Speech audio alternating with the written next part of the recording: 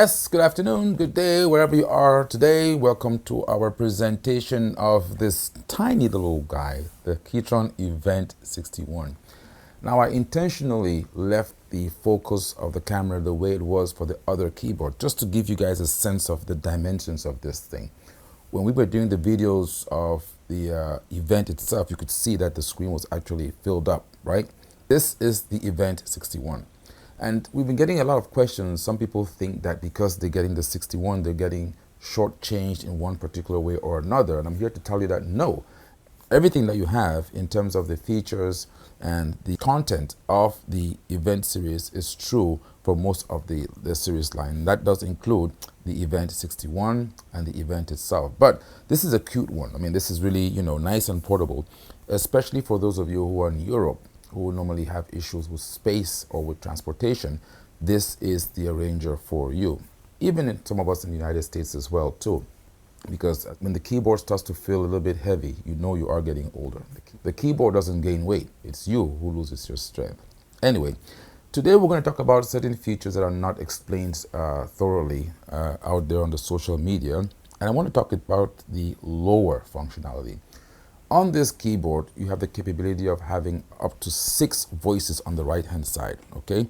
So if I go in here and switch over to the screen so you can see what we're talking about, you can have up to 6 voices which are allocated to the right of the split point. So when you press the split button, in my case it's over here, I can have 6 individual voices.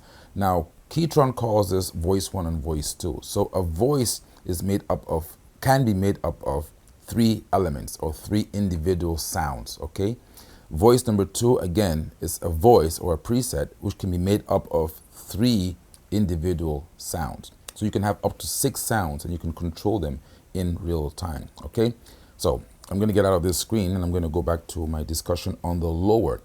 So you can have that on the left. On the right-hand side, you can have up to 3 lower voices, which many a times are not used. But let me tell you that these are very, very important, especially when you want to have more control over your music. So in this particular case here, if I go over to view and modeling and I go to lower, you can see the 3 voices that are allocated to these 3 sliders. So this is lower 1, which in this case is a soft pad, lower 2, which is an ensembler string, and lower 3, which is my suitcase electric piano. And each of those has a different volume setting, okay, the maximum volume once I push the slider all the way up, and also the transposition, or actually the octave, how low or how high you want it to be. And if I go into settings, I can even go in deeper. For an example, in this case, I've programmed the lower such that hold on start, meaning that when the arranger is playing. So if I do this right now, and if the arranger is on, and I let go, okay, here we go, it's on, and I let go, okay, that voice is held. So in this case, lower 1 is held, and lower 2, if I bring up the volume of lower 2, you can hear those strings there, right? But lower 3 is also held because I have it on. But in this case, I may want lower 3 to be off, which means that once I let go, okay, I don't want it to be heard anymore. And why would I do that? I would do that for percussive instruments. So the reason being that if I wanted to play a piano, for example, you don't hold a piano indefinitely. You usually do that with pad or with strings. So in this case, I would want to play some nice licks on my left, okay? And that's why I would have the lower 3 hold function turned off, okay? So now what happens is if I play this chord and I turn on everything, you're going to notice that 1 and 2 are held or sustained, okay, while 3 is not. And it allows me to manually play alongside with the arranger chords and alongside with the real bass and real chords and real guitars. So while the guitar is doing its thing, I am playing my thing. See? Of course, you can make a mistake every now and then, but it's okay. We're playing live. Bring in my drum, bass, fill, go back to variation A,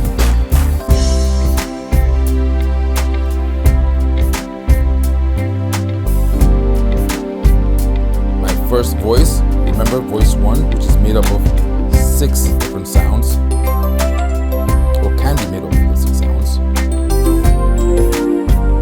And if I want to see what those sounds are made up of, I simply hit both of these together, and I have this voice, which is called Classic FM, which is made up of Core FM, Tyne, and Tab FM. And for each of those voices, I can control how much I want to hear. Again, all this is being done in real time.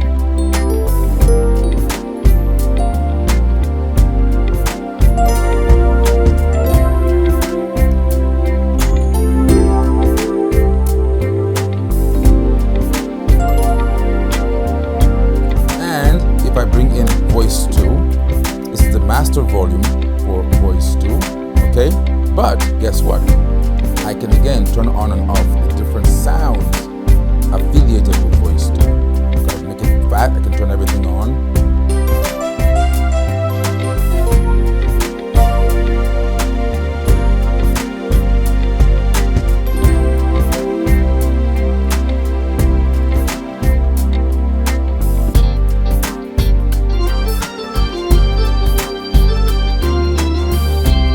Now if you notice, when I went to variation B, okay, variation B, the voice to ABC, otherwise known as one touch in other arranger world, was turned on. So as I change my variation, these voices are also going to change, because in the voice to ABC, I'm using these presets. And again, remember, each of these can have up to 6 voices affiliated with them, or 6 sounds, right? I know that we use the name or the terminology voice and sound interchangeably, but I'm trying to allow people who are using other arranger keyboards to understand the lingua when they come into the KETRON world.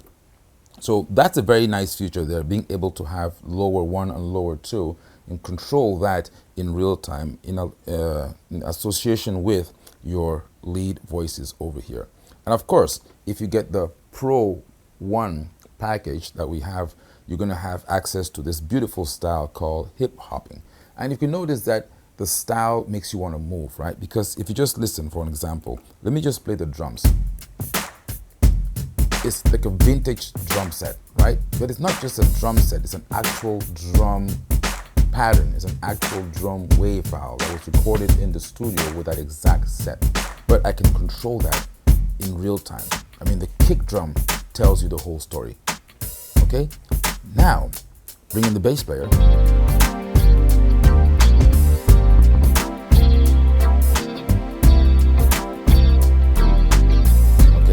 Now, one of the beautiful things about this, again, a lot of these changes you can do in real time on this arranger.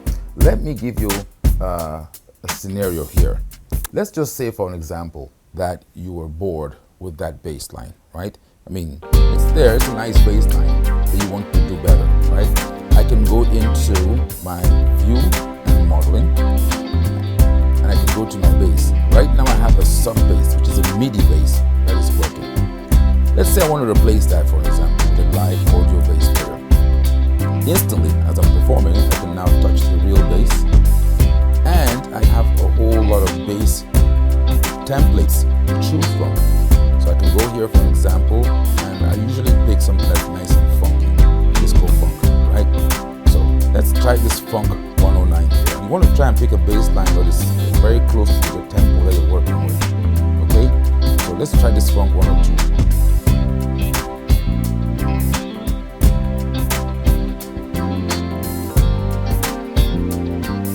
And you can see, even though it's audio, if I change that tempo, the bass line follows together with the drums and the guitars, which are all audio files. Now, because this was on single, the change I made here only impacted variation B. So if I go to variation A, I'm going to have the original MIDI bass, which is in yellow. If I go back to variation B, remember now the real bass now became yellow, because in variation B we are using a real live bass player. Variation C again goes back to MIDI. Let's say I want to again go back in there and pick another funk bass pattern. Okay, so you can pick different patterns for different arrange your part, like this one, for example.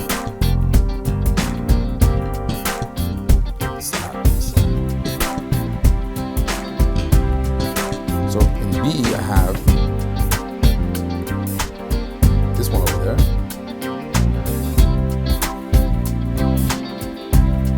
And in C, we have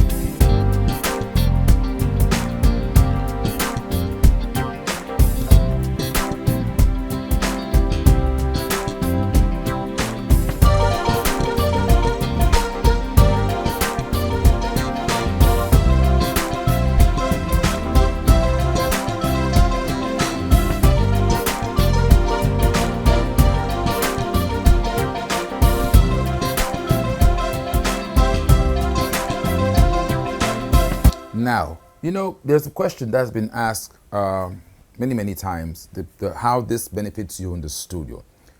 Usually, as a songwriter, or as a song artist, or a musician, when you go to the studio, you have an idea or a concept that you take with you to the studio. And of course, you have some influence that comes in from the studio engineer as to what you want to do, right? In this case, a lot of the work has already been done for you. So when you come to the studio, you don't need to really have a bass player, you don't need to really have a drummer, you don't need to have a guitar player and all that stuff, because you have already pre-arranged some of this stuff at home. Now, if you were in the studio with this machine, how would you arrange a song as you would do for your own creative purposes, right? Now, I always told people, the KETRON products are like a scratch pad, all right? It gives you ideas to build upon. Of course, when you get to the studio, your final product will be a little bit different. But the good thing about this is at 4 o'clock in the morning, you might have an idea when you wake up, right? And you just say, oh my gosh, I have this idea. I want to jot it down real quick. I can come to the KETRON keyboard, pick a style, pick my voice, and record right there, okay? And then later on in the morning, when I'm done with my breakfast, I can then build on that idea. Oh, by the way, how would you record on this machine? Very easy, very quick.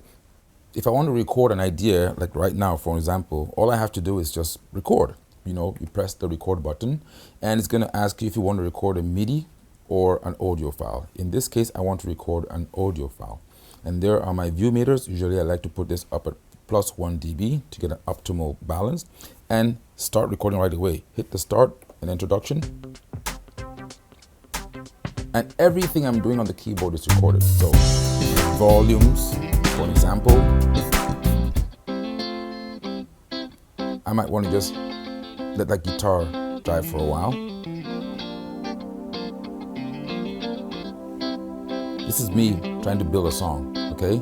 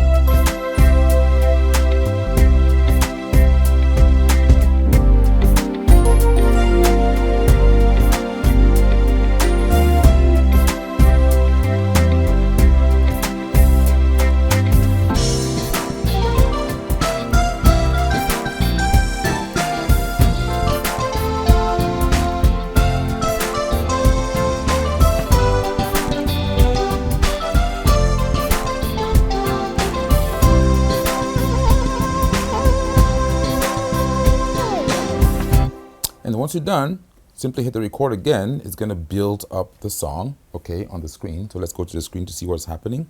And if I want to test this, I want to just say, hey, let me just see what I just recorded. I simply touch play. And remember, everything is recorded, including the space you left at the beginning of the song.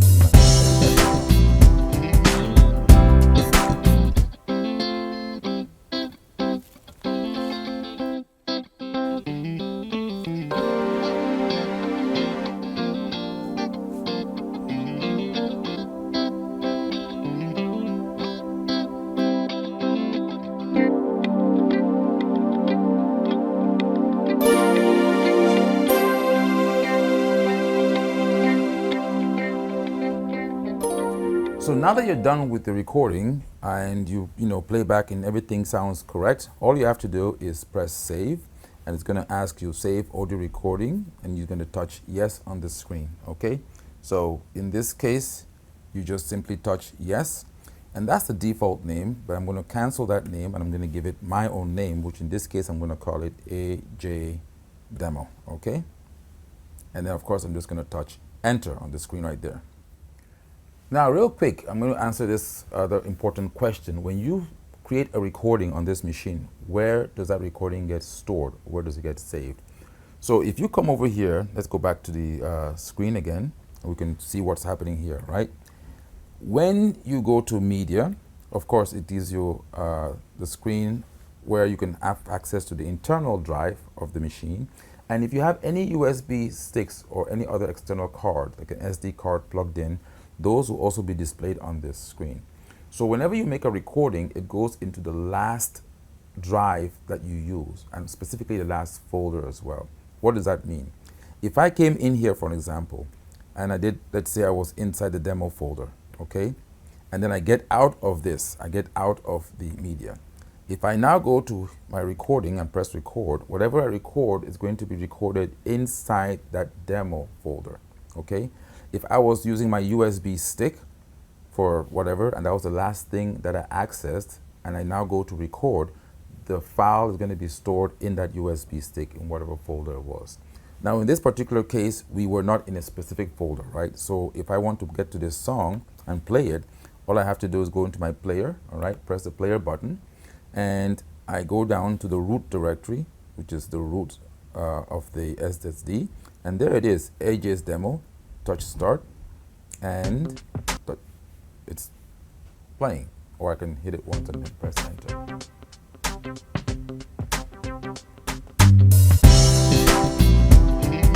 And just again to remind you, everything that I did, remember how I took out the bass, drum, and the chords, and just had the live guitar? Everything is recorded. Remember when I brought in the lower voices, the first one, which was the pad and strings, and then brought in the electric piano? All of that is captured. And when I started playing my right hand as well, that also gets captured in the machine. Okay, going to the studio, okay, is where you will now record individual tracks. So let's say you have DAW, like Pro Tools, for an example. What would you do? Instead of calling Peter, Paul, or Susan to come to the studio to record the tracks, you already have an idea of what you want your song to sound like. So what I would do is I would go to the studio, all right, and I want to record every track separately. So on my DAW, I'm going to hit track 1, guitar. I want to record the guitar part of this song. So what I'm going to do, I'm going to come here to my keyboard and take out the drums, take out the bass, take out the chord part, leave just the guitars, take out the lowers, and then hit record on that DAW, and then of course start recording just the guitar.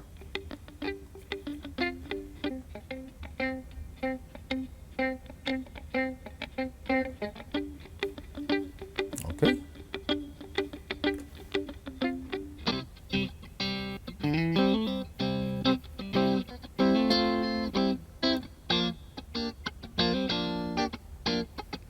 So imagine that's the guitar part of my song. Again, playing whatever chords I want to play for that particular song.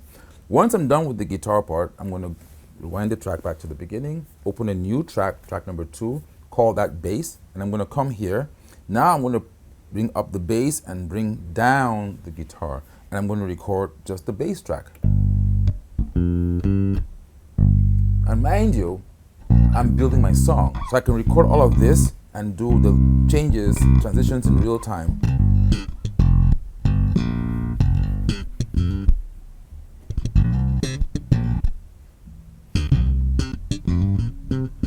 Normally you start with the drums first, right? Drums, then bass, and then all the other parts. This case, I don't know why I'm going backwards. But we're done with the bass. Get back into your DAW, rewind it, get to your next track, which is your drums. And I'm going to take down the bass here, bring over the drums. I'm going to play the other tracks, and I'm going to hit record on my drum track. And I'm going to go ahead and play. Now for the drums, I don't have to play chords because it's actually just the drums, right? So for the most part, I'm just going to be bothered about the variation of my song. And I'm going to hit record on my DAW. Listen to those vintage drums.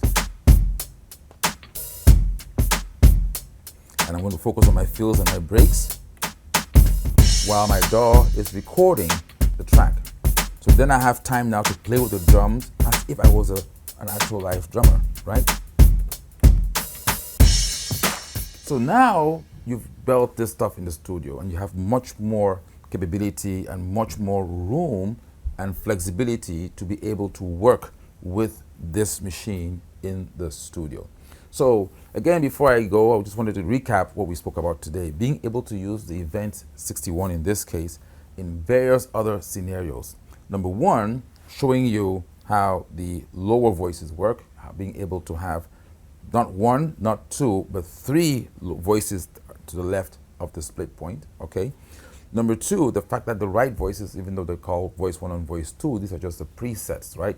They're made up of sounds, 6 independent sounds, which you can control right there on your screen, okay? Either for voice one or for voice two. 3 for voice one and 3 for voice two. That is 6 voices, okay? That's the second thing we discussed. And thirdly, using the view and modeling within your particular style, how you can engage and bring up different guitar parts or bass or even saxophone parts and use those patterns in the studio to create your song. All right, again, this is AJ at KETRON. Watch out for the next video coming up very soon. Take care now. Bye-bye.